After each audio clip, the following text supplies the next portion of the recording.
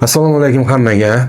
Hozirgi gaplashadigan mavzumiz 21-asrda pandemiya deb nom olayotgan kasallik. 1997-yildan boshlab turib bu kasallik sifatida qaralayotgan semizlik mavzusida gaplashamiz. Semizlik mavzusida ko'p gapiradi, ko'p misollar olib keladi, faqat endi men bugun boshqacharoq sizlarga semizlik o'zi aslida qanday, nima qilish kerak, nima oqibatlarga olib keladi. Nima uchun buni kasallik deb qaraymiz, nima uchun biz bu kasallikka chorasini tezroq topishimiz kerak. Semizlikni o'zi avvalambor aniqlash birinchi usulda ikki xil aniqlash usuli bor, oddiy usullari.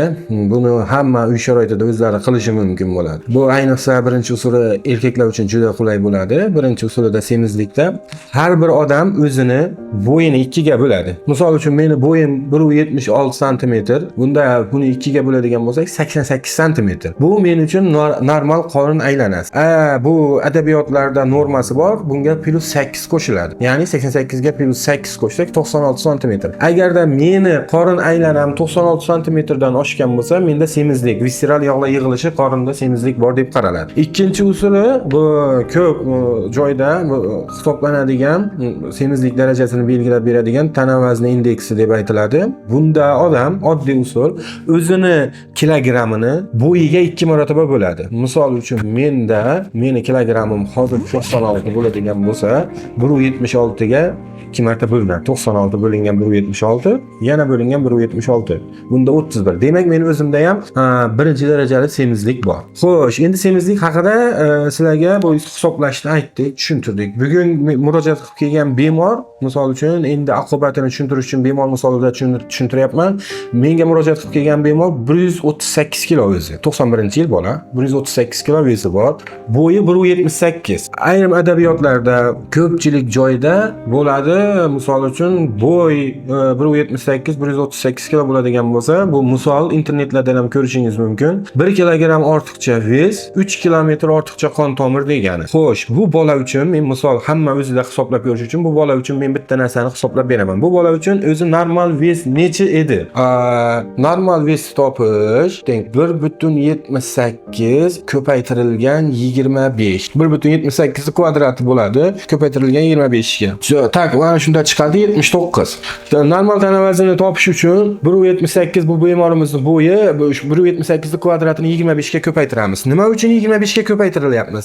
Tana vazni darajadagi semizlikni aniqlash uchun mana shu biza boya aytdik-ku, bo'yimizni, kilogrammimizni bo'yimizga 2 marta bo'lamiz deb. O'sha bo'lgan payti 18 dan 25 gacha chiqsa norma. 25 dan 30 gacha chiqsa bu birinchi darajali semizlikka endi o'tyapti. Semizlik oldi holati deyapti. Bu odam semiz, hali semizlik tashxisi qo'yilmaydi. Ikkinchisi 30 dan 31 gacha bo'ladigan bo'lsa, 35 gacha bo'ladigan bo'lsa, birinchi darajali semizlik. 35 dan 40 gacha ikkinchi darajali semizlik, 40 dan tepasi uchinchi darajali, o'ta og'ir darajada semizlik. Bizda hozir 25 deganim normal tana vaznini indeksini 25 oxirgi chegarasi bo'yga ko'paytirilganda bu uchun bizlarga 79 chiqyapti. 79 kilogramm bo'lsa, bu odam o'sha oxirgi vazn 79, 80 kilogramm bo'lsa ham 1 kilo ortiqcha vesi bor hisoblanadi. Endi 79 kilogramm bo'lishi kerak bo'lsa, 138 kilo bu hozirda. Undan 79 ni ayiradigan bo'lsak, bundan 21 38. 21 ga 38 ni qo'shadigan bo'lsak, 58 61 kilogramm ortiqcha ves bor bu odamda 61 kilogramm. Ya'ni endi 61 kilogramm, har 1 kilogramm 3 kilometr qon tomir bo'ladi desak, 61 ni ko'paytiradigan bo'lsak 3 ga 183 kilometr qon tomir ortiqcha bu odamda. Bu degani ortiqcha qon tomirlarini ulab chiqadigan bo'lsak, mana shu yerdan Jizzaxgacha boradi degan, Toshkentdan. Ya'ni o'shancha nagruzkada yurak ishlayapti. O'shancha ortiqcha narsa uchun yurak bekordan bekor ishlayapti. Men kardiologman, o'sha uchun birinchi o'rinda yurakda aytaman. Hamma organ ortiqcha ishlayapti, lekin eng yomoni yurakka ta'siri. Yurak o'shancha keraksiz narsa uchun ishlayapti. Soatlab, oylab, yillab, kunlab, sutkalab ishlayapti. Bu yurak uchun albatta nagruzka. Buni natijasida nima qiladi? Zalga boramiz-ku biz, zalga borganda mushaklar shishadi. Bunda yurak ham shishadi. Bu yurak shishishi faqat zarariga endi gipertrofiyalashib ketadi. Bu birinchi belgisi. Natijada yurak yaxshi ishlamagandan keyin qon bosimi oshadi. Qon bosimi oshgandan keyin qon tomirlar elastikligi yo'qoladi. Qon tomirlar elastikligi yo'qolgandan keyin semizlikda insulin miqdori baland bo'ladi. Triglitseridlar va past zidishlikli yomon yog'lar miqdori, past zidishlikli xolesterin deb aytiladi.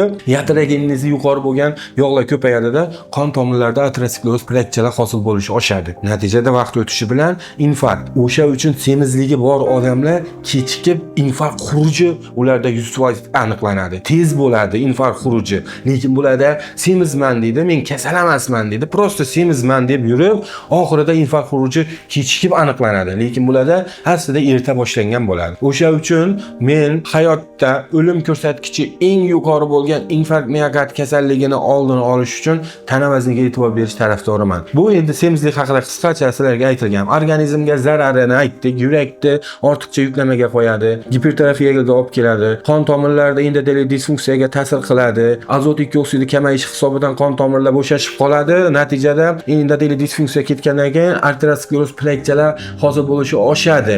Bunga imkoniyat bizada past zichlikli va xolesterin moddasi va triglitseridlarning ko'payishi, yuqori zichllikli va yaxshi sifatli yog'larning kamayishi hisobidan bo'ladi. Bu semizlikni bitta yurakka beradigan zarari. Undan tashqari barcha organlarga, jigarga, oshqozonlarga, qon tomirlariga, nerv sistemasiga beradigan kasalliklar juda ko'p. O'lim ko'rsatkichi birinchi bo'lgan infarkt miokardni oldini olaman desangiz, men kelajakda infarkt miokardi bo'lib reanimatsiya holatigacha tushmayman desangiz, semizlik haqida ma'lumotga ega bo'ling. Biz sizga ma'lumot beryapmiz, buni tushunish, oddiy tilda beryapmiz. O'sha uchun aytibman. O'zingiz hisoblang, o'zingizda nechinchi daraja semizlikka turishingizni hisoblang, necha kilo ortiqcha ves borligini hisoblang va qancha nagruzkada ishlayotganingizni tasavvur qilib, shunga qarab harakat qilingizlar. Ovqatlanish me'yorini to'g'rilash, kletchatkaga boy bo'lgan mahsulotlarni yeyish, kelajakda yurak kasalliklarining 80% gacha bo'lgan holatda kamaytirishi mumkin bo'ladi. Bu ma'lumotlarni xohlagan joyda tekshirib olishlaringiz mumkin. Ilmiy tasdiqdan o'tgan ma'lumotlar bo'ladi hammasi.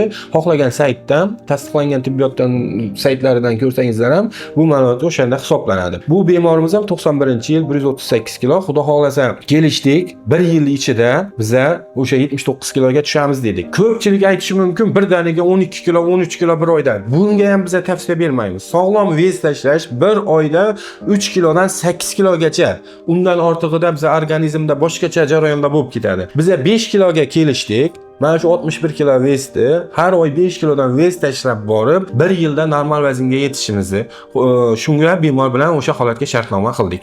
Ko'pchilikda hozir internetda bitta narsa meni nimamni tortadi. 1 oyda men sizni 16 kilo ves tashlashdaman. 16 kilo ves nagruzka organizm uchun. Katabolizm kuchayib ketadi. Va bu yerda faqat yog'dan emas, mushakdan ham kamayib ketadi. Bizlarga mushakdan kamayish shart emas. Biza mushakni ushlab qolib yog'ni yo'qotishimiz kerak. Yog'ni yo'qotish uchun 1 oyda eng zo'r ves 3 kilodan 8 kilogacha ves tashlash hisoblanadi.